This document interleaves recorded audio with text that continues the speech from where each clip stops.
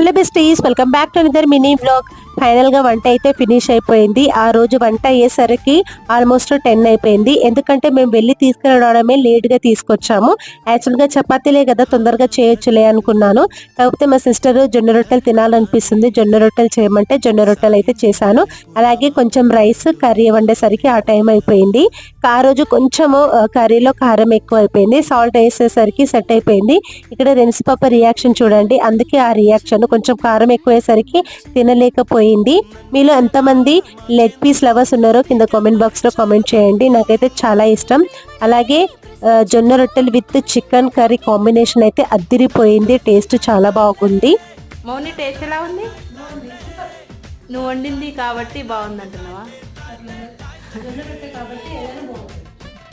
Okay, ఈ video నచ్చితే చిన్న లైక్ వేసి సబ్స్క్రైబ్ చేసుకోండి. Thank you so much. Bye bye.